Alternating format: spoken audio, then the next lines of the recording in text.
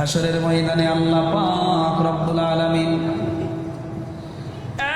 এক শ্রেণীর মানুষকে দেখবেন, যেই মানুষগুলার হাত নাই পাও নাই, যেই মানুষগুলার পাও নাই আবার হাত নাই, মাথা নাই, বডির মধ্যে মাথা নাই বা একটা হাত নাই পাও নাই, রক্ত মাখা জামা অবস্থায় হাসরের ময়দানে যখন উঠে যাবেন, আল্লাহ পাক রব্বুল আলামিন বলবেন, এই বান্দা থামো, তোমার এমন অবস্থা কেমনে হয়ে গেল? তোমার শরীরের মধ্যে কেমন যেন রক্তাক্ত অবস্থা, জামা কাপড়ের মধ্যে রক্ত ময়লা লেগে আছে।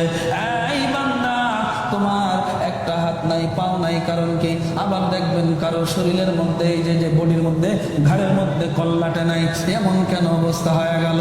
আল্লাহর বান্দা ডাকতে বলবেন, মালিক, দুনিয়ার জমিনে আপনার দিন কায়েমের জন্য, ইসলামের জন্য নিজের জীবনটা উৎসর্গ করে দিয়েছিলাম।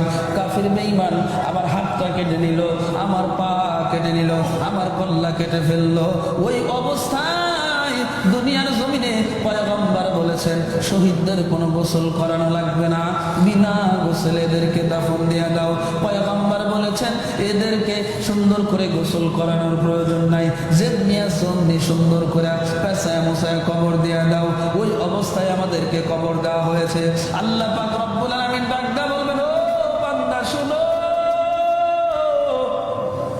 দুনিয়ার জমিনে আমার দিন কায়েমের জন্য, ইসলাম কায়েমের জন্য নিজের জীবনটা উৎসর্গ করে দিলা, হাত হারাইলা, পাও হারাইলা, কল্লা হারাইলা। ও বান্দা, আজকে আমি আল্লাহ তোমার প্রতি সন্তুষ্ট হয়ে গেলাম, যাও যাও, আমি আল্লাহ বিনা হিসাবে তোমাকে জান্নাত দান করে দিলাম। এজন্য শহীদদেরকে গোসল করানো হয় না, এদেরকে বিনা গোসলে কবর দেওয়া হয়। তাহলে এই সমস্ত শহীদদেরকে আল্লাহ বিনা হিসাবে মাফ করে দিবেন। রাসূল বলেন, আমার একটা সুন্নাত যদি কেউ কোনো বান্দা বান্দি জিন্দা করে, আমি আল্লাহ তাআলা 100 গলা কাটা শহীদের মর্তবা দিয়ে তাকে জান্নাত দান করব। এখন বলেন, কেউ যদি বলে দাঁড়িয়েটা তেমন গুরুত্বপূর্ণ না, দাঁড়িয়ে রাখলেই কি না রাখলেই কি, আপনি আমল মানেন না সেটা ভিন্ন বিষয়, আমি মানতে পারি না সেটা আমার ব্যর্থতা, আমি মানতে পারি না সেটা আমার দুর্বলতা, কিন্তু এটা বলা যাবে না যে না, এইগুলো ছোটখাটো বিষয়ের সুন্নতের দরকার নাই, এটা একেবারে